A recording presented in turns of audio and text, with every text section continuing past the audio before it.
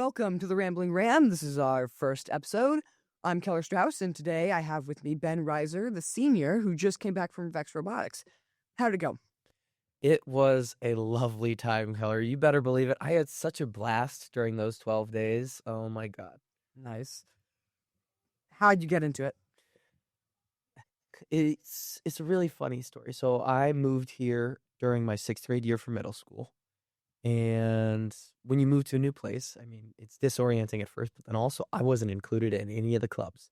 It was my 6th grade year, first year at the middle school, and I'm looking for something to do. And I've been surrounded by engineering my entire life. My grandpa's an engineer, my dad's an engineer, my mom works at an engineering company. My whole family is made up of engineers. So I've just always been exposed to it, and I see this flyer for a VEX Robotics Club. And what I Nice. didn't know is it was the first year of our middle school's VEX Robotics Club. So I go and I find out there's a test. Oh God, there's a test. And the top whatever get into the club. So I took the test. I got in, thankfully, and I ended up being the driver and assistant builder for that team as well. And that was first how I got into VEX Robotics and how I got into driving. And it was a really blast. My team made it all the way to state that year. But yeah, that's how I got into VEX. Have had a lot of fun driving since then. So how has Ledoux been? Since you joined, since we've had this team for a handful of years now, are we looking good? Are we looking bad? Should Ledoux students be following the VEX Robotics? Oh, you better believe it. Our Ledoux middle school team is the best team by far in the state. Last year, we triple crowned. So tournament champion, winning the tournament, skills champion, winning skills, and excellence, the best overall robot. They triple crowned every tournament they went to last year, including the state competition. All right. Yes. And then our high school team is also the best team in the state. This year, they 2.5 crowned state, which I also did my sophomore year. So they won. So this year, they won the tournament. They got second place in skills, and they won excellence. Good. So, yes, well worth following. So you were on the team for a while, and now you're, commentating at World Championships. How does that change happen? Because you don't just, hop to commentating, the top of the top. Well, it was a pretty funny swap. So it was the end of our junior year. Junior year didn't exactly go how we wanted it. Sure. For the second year in a row, I lost 2 games to 1 in the finals. But we also didn't win skills that year because of some other issues. So we had to pray for a judged award. And the judged awards that sends you to world is design. And we ended up getting judges, which does not send you to world. We got judges as a second place excellence. And ironically, it was also because of skills, because the team who we were in competition with for excellence, they just had a higher skill score. And it ended up coming down, or for design. Design was second place excellence. The team we were in competition for that design, they had a higher skills score. So they ended up receiving design to go to worlds. And it was really a bummer. It was such a bummer. And then a few months later, we're sitting around and we're trying to figure out where to work out of next year. We're all texting on our phones saying, where do we want to work? How do we want to do this next year? And I don't remember when specifically, but I'm sitting there and I'm like, do I really want to do this again? Do I really want to commit so much time to doing this? Because there was a 4-month period during my junior year where from 3:30 to 9:30 every single day, I did robotics. And it took up a lot of time. So I said, hey guys, can you give me a few hours to figure this out? And it was a really rough decision. It was not easy because this was my life. How do you find something new to do? But eventually by the end of those 2 hours, it took me a while, but I decided, hey, I'm not going to compete anymore. And I can remember I was crying a little bit, but I sent the email to Mr. Brown and Mrs. Zaro saying, hey, I am choosing to step back next year. And I will not be competing, but I would still love to run the club and mentor younger teams. So I still had that on my plate, right? I'm still involved in VEX. Yeah. I just wasn't competing anymore. And slowly throughout the next few weeks, the news of me leaving, because I was the best driver in the state by far, the news of me leaving made ripples through the state, through all the VEX people. And I get a text from one of the Troy people. Lexi texts me and she's like, hey, my mom's wondering if you'll commentate our tournament. And I'm like, okay, I've never commentated before. And she's like, she just thinks you'll have a knack for it. You should come to our spooktacular. So I go down there October 27th and I do the spooktacular. And Miss Williams loved me. She was the one running the event. She said, "Oh my God, this is amazing. You have to do our other 2 tournaments." And the other coaches, because all the event partners in Missouri are also coaches who were at the tournament, were also like, "Dude, you got to come to do our tournament. You are amazing at this." And then Greg Nichols, he has been Missouri VEX for the longest time. He had just gotten hired at the RECF, and he said, "Hey, we have a signature event in Missouri, Missouri's first ever signature event, and they'd love for you to come do it because they're looking for commentators." So I ended up going to do that, and I think that was my 3rd ever tournament I commentated, was a signature event, which is a huge event, and you don't get to do them every day. And I walked in, and I went, and I found the guy who was running it. His name's Royal. And I shook his hand, and I said, "Hey, I'm Ben." And he's like, "Oh, you're Ben. Hey, I've got something to ask of you. My normal head MC, she's out today, so you're my new head MC. Here's the opening script. We start in an hour." Fun. Yeah. So I ended up doing opening ceremonies, closing ceremonies, all 300 matches, including all the elimination matches, all on my own. And it was a blast. And by the end of it, the regional support manager from RECF, alongside a super high up guy in the RECF, they both came over to me and they said, "Hey, you should apply for Worlds." And I said, "What? That's an option?" Yeah. And they said, "You should apply. Here's where you can find the application," because it's a hidden application, because they don't just want any schmuck applying to Worlds. Absolutely. And Ryan's one of the main people at RECF. He says, "Put my name in your application." So I applied, and I said Ryan specifically wanted me to name him in my application, and he said I've done a great job, and he recommended I apply for this. And I must have been a few months later, I get the email back. I've been selected as a key volunteer for the 2026 VEX World's Robotics Competition. And the rest, as they say, is history. I got to do Worlds. It was a blast. Worlds was in St. Louis, though, correct? It was in St. Louis. Boy, you should have heard me last year. They did this whole new location reveal, and I'm watching live from home.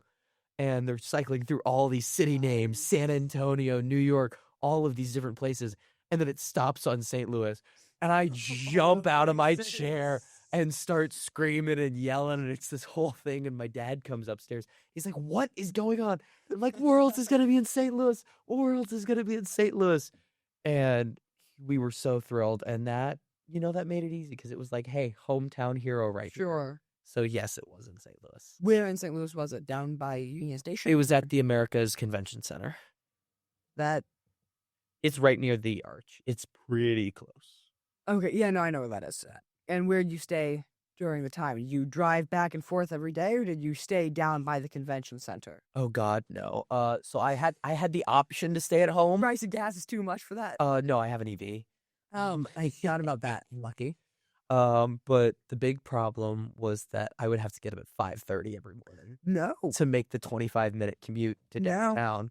And yeah, I said, I don't want to do that. I love a downtown staging area. So since I was a key volunteer, key volunteers have flights and hotels paid for. So good. They gave me a hotel room downstairs, and it was really nice. I loved that hotel room. So you say you didn't really have any prior experience, and you're thrown into your first tournament. Where did that knack for commentating come from, if you have any idea? Oh, I've got some clues. So just a little inkling, if you might. So COVID was the end of my 6th grade year. And believe it or not, despite how sociable of a person, I mean, you can attest, I'm pretty social. Can't attest to that one. Yeah. 6th grade and before, I was antisocial. I had barely any friends. I didn't talk to anybody. It was very much so like social outcast. And I'm sitting at home, right? It's COVID. I'm all alone. I'm at home. There's nobody to annoy me. No people around. It should have been the best time of my life. And I'm sitting there, and 2 words pop into my head. This sucks. Yeah. And it made me realize that I valued all those small interactions with people so much more. Sure. And I made a vow to myself. I said, I'm never going to be alone again. I don't care what it takes. You're going to become a people person, and you're never going to be alone. And I made that shift. I spent a lot of time studying. One of the coolest things, and this is a whole other thing we can talk about, is movies. in shows. Really? Why do they sound good? Like, you can't specifically say why they sound good, but they sound good for a reason. So I watched a lot of content. Darkest Hour, it's a documentary on Winston Churchill, or sorry, it's a movie documentary mix Sure. about Winston Churchill. It has a bunch of good speeches. Just watching shows, watching movies, just listening to the cadence and listening to the way they string together words. Because I can't tell you why it sounds good, but I can tell No. you it sounds good. And that's all that matters. So I spent a long time learning from shows and movies, just how do you string together words? How do you captivate an audience? Because that's Yeah. the other thing, right? Like, you can hear a good speech, but you got to be able to hold the audience. And these movies, the only reason these movies do well is because they can hold the audience. So I Yeah. figured pretty good source to learn from. Sure. Alongside that, my dad has been the most personable person you'll ever meet. His official title is Chief Executive Troublemaker at Boeing because they let him pick his own title. And that's what it is on LinkedIn. It's hysterical. But Amazing. yeah. And he is super personable, and I got it from him as well. Like, I would just listen in when he was in meetings. I would just listen to him talk, and I learned from him, and especially from the rest of my family, because they're all social as well. Just, I learned how to talk, and I made that shift in my life.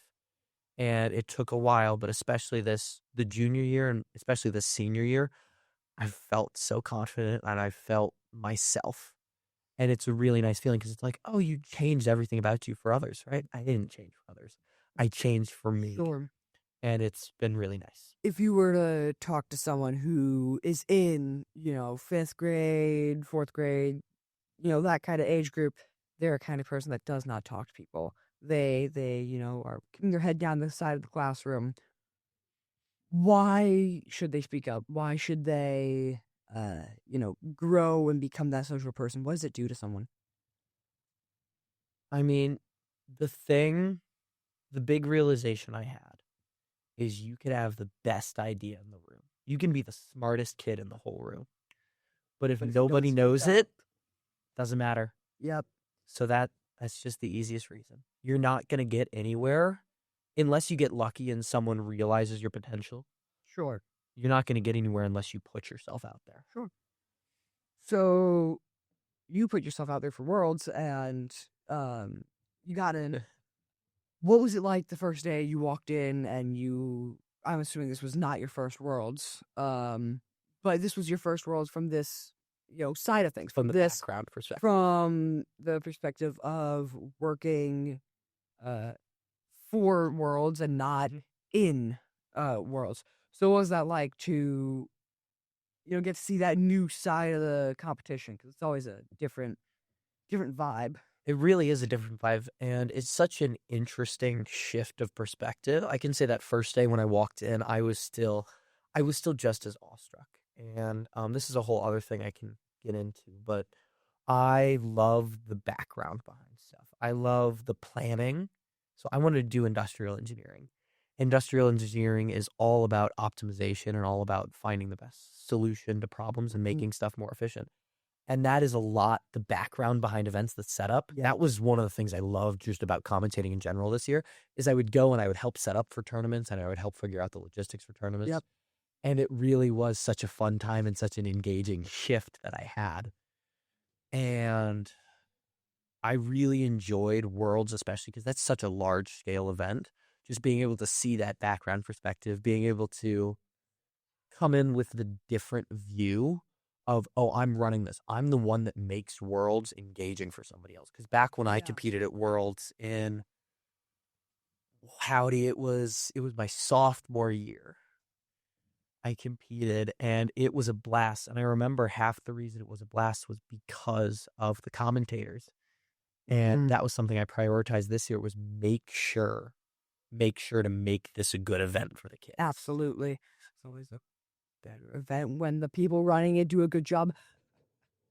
I've helped run events before. I know that behind the scenes there are wildfires going off every which way. On a good convention, good conference, you're not going to see any of them. You've been one of the quote-unquote attendees to Worlds these past times. Hopefully you're not seeing those wildfires. Now you're essentially behind the scenes. You're the ones, making sure you're at the right events. What wildfires went off? What was the solution to stop them? Actually, according to everybody, because this was just my first year at Worlds, according to everybody else, all the higher ups, this was the cleanest World they've ever had. Hot damn. And yeah, so the day before Worlds, I've been told in past years, they're still putting up the signs for people's pits at 1 a.m. in the morning. Yep. And this year, they were done. They were done way ahead of, or they were done on time this year, because last year's they'd been behind. But this year they were done on time, and really everything went smoothly. Now I could say I made some mistakes as a first-time MC. We have tablets, so we are able to start the match, so the division managers pace the MCs pace the refs. So the division managers tell us to speed up or slow down, and then the MCs do with that what you will. It's typically do introduce the teams before the match or during the match.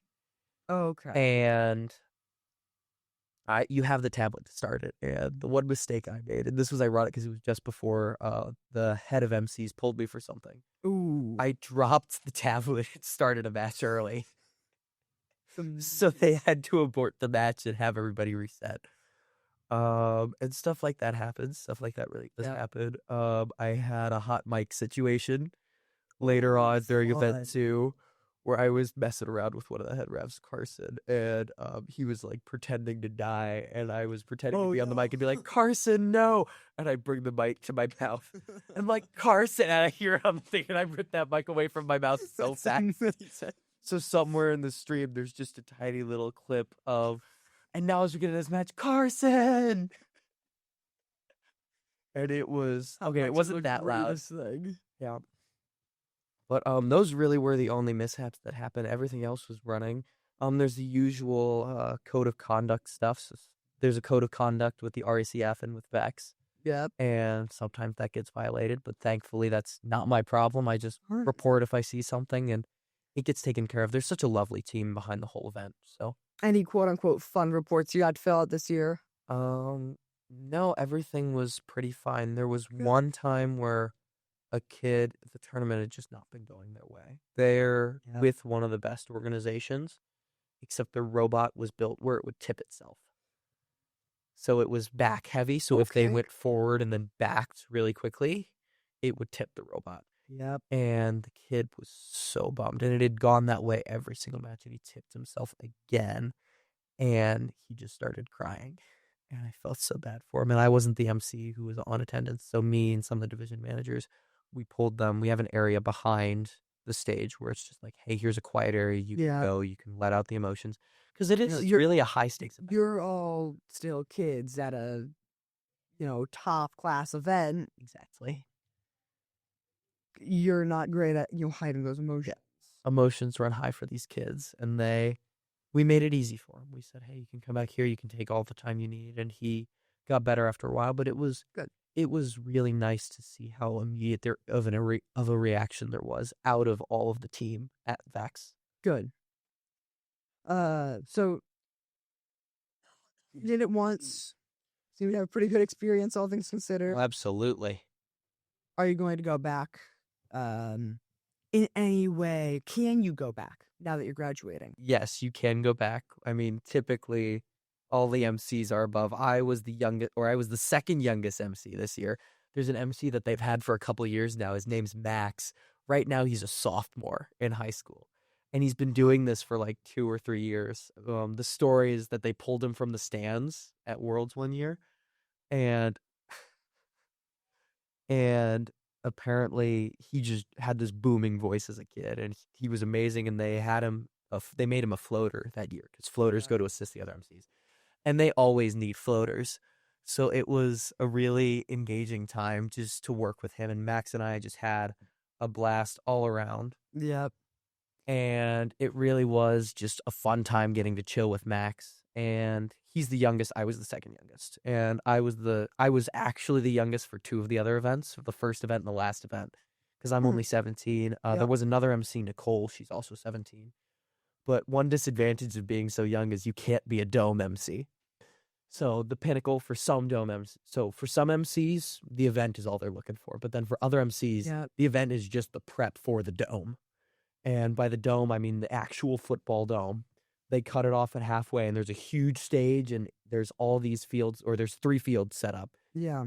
And it is my dream to be a Dome MC someday.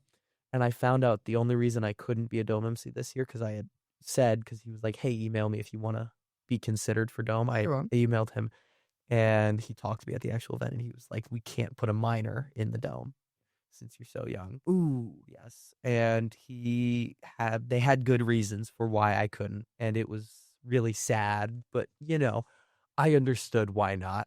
Yeah. And I'm excited to go back next year, as you were asking your question, and be able to be a Dome MC, but I'm already lined up. I have 4 signature events on my schedule already for this next year, and I have 3 other ones. I have 3 other potential ones that are looking at me.